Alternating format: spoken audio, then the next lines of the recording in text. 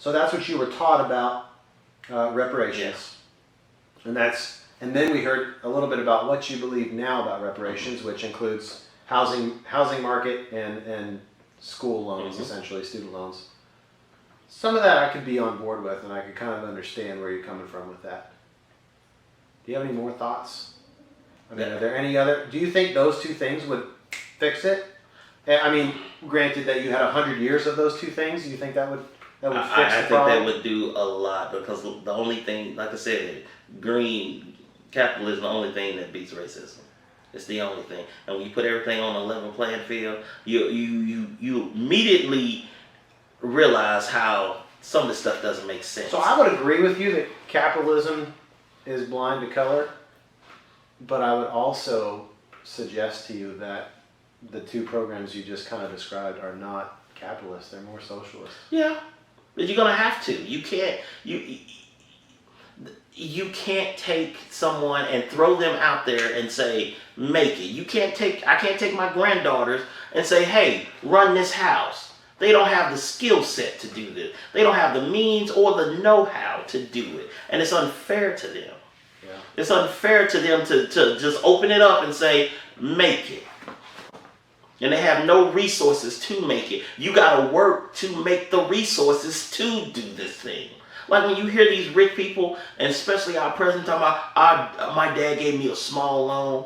Well, if he didn't give you, if you had to do that by your bootstraps, first you need $1 million. Good luck coming up with $1 million. Or let's be realistic.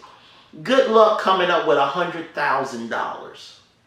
Like, I looked into a franchise. I'm not going to tell you the franchise because somebody might steal it. But I looked into the franchise, right? And they said you needed $130,000 liquid to even begin to play. And I'm like... It's because they want you to mortgage your home. Yeah, and I'm like, because I know the business. I know for a fact I know the business. I know the know-how. I've worked in it before.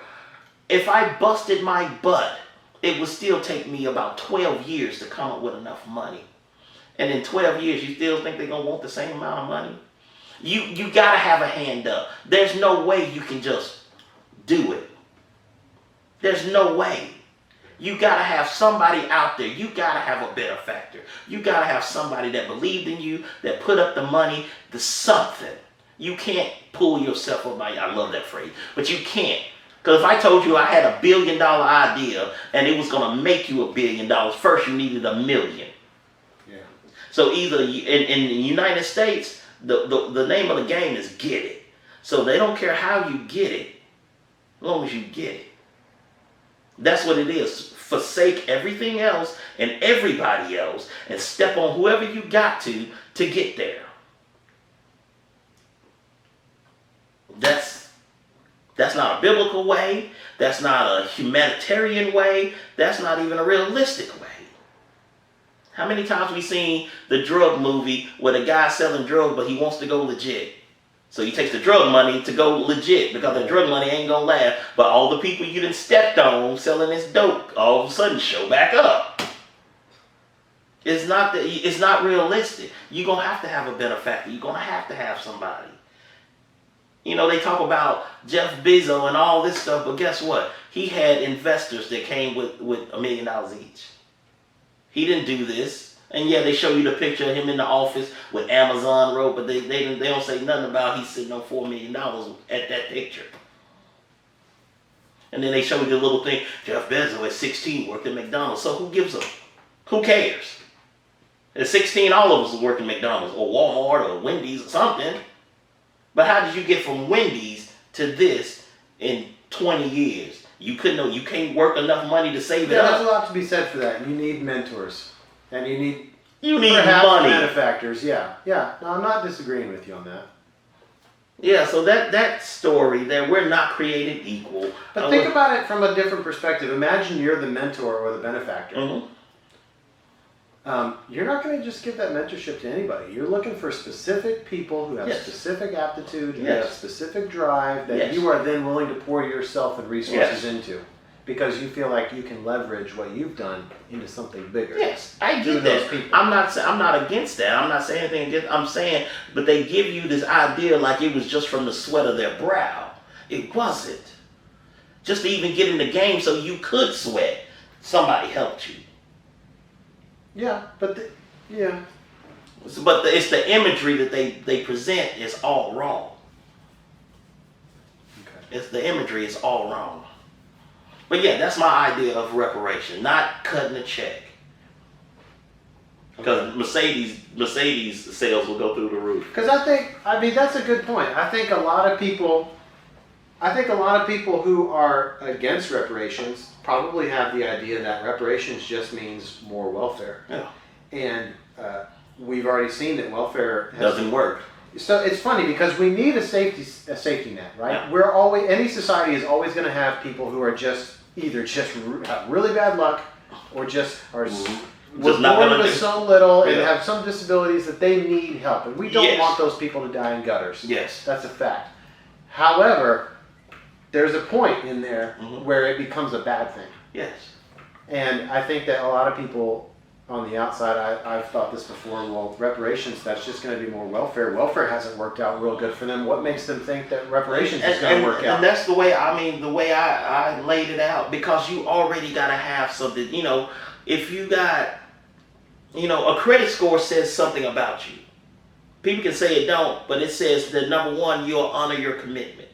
And number two, it says that you whatever you said you would do what it takes to fulfill that obligation. Yeah. Number three, it says that you are willing to do this over a span of time. So So just having the credit score it says more about your character and the individual that you're dealing with.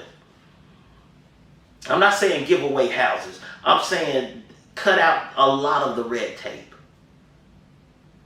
I should be able to get on the phone and say, and you pull my credit, and you say, hey, Mr. Hinton, bring in your taxes. And I bring in my taxes, and it says, hey, the numbers are right. He can afford this. And then they say, sir, we got a house for you. Let's go. To that point, but also think about when you do cut out people and you do things just by the numbers, I can't say this word right now.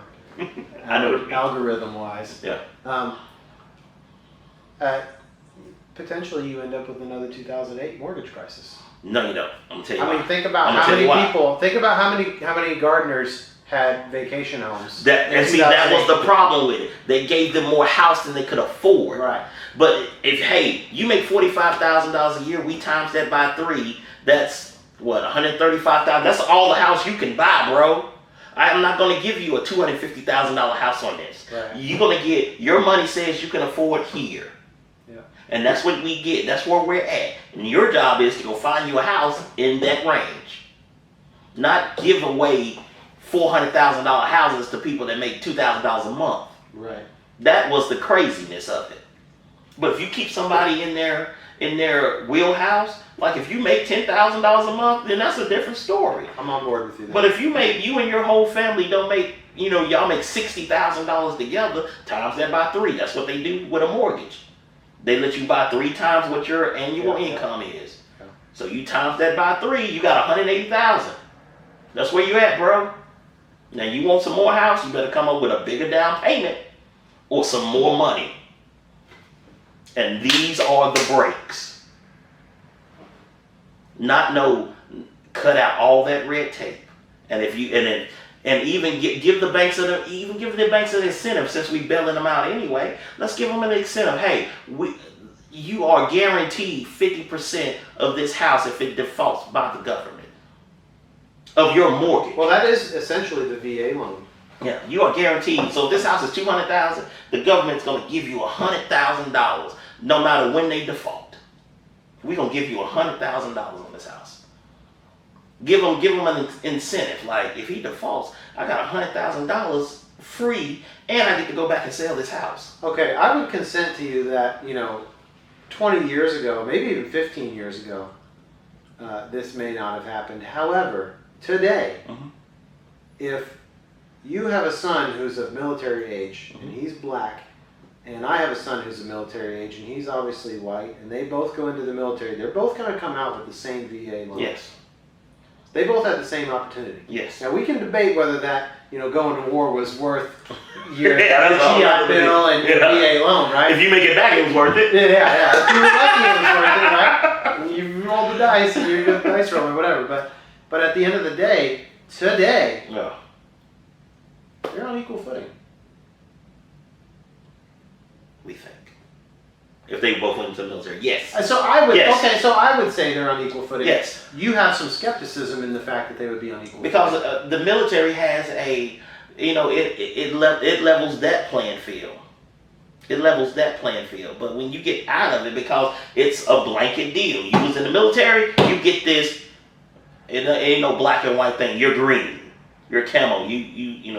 That's kind of what you you're OD talking green. about a little bit. Yeah, I mean, when it comes to VA loans, it is pretty cut and dry. It's cut and You dry. had honorable discharge. Or dishonorable. Well, yeah, and Or medical. and you've got X amount of income. Boom, boom, boom. It's a And done here's deal. the house. And there's And no there are problem. banks all day, every day that love those loans because they Yes. know they got a big fat backer for it. Yes, and I'm like, if you could do that with the people and not So you're just forever. saying extend something like that to people who what? I mean, how would you show or how would you prove that you had? It would almost be like the Indian thing where you have to show your ancestry or blood work or something to prove that you're an American Indian, right? Well, what if somebody comes over here today from parents who were traditionally in family who was from Europe somewhere but happened to be black there? Did they get that? No, they don't get it. So how do you? I mean, you've got this whole complicated web of proving ancestry back to a slave family. And I guess. it's almost impossible because blacks and Native Americans There was no good records back Yeah, then. there was no good records. But you know what? We'll I'm kind of on So- board so- with so you address here, that. Hal. I'm just logistically I'm trying to address figure that. out how do you actually do it. we have record, and if you have record of your people here, from the time they kept when the government started keeping record. Sure. So early 1900s. So if you got early 1900s, you're in. So if you came over from Africa on a boat in the early 19th and the Queen Mary, and you made it here, it's great to be you. Yeah. But if the government can pull a record, i.e. birth certificate, if they can pull a birth certificate, There's a lot of white folks from the, grandparents from the 20s and 30s Uh-huh. and even 40s, frankly, who Mhm. don't have birth certificates.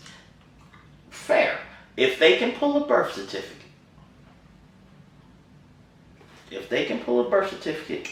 I'm saying to you, Yeah.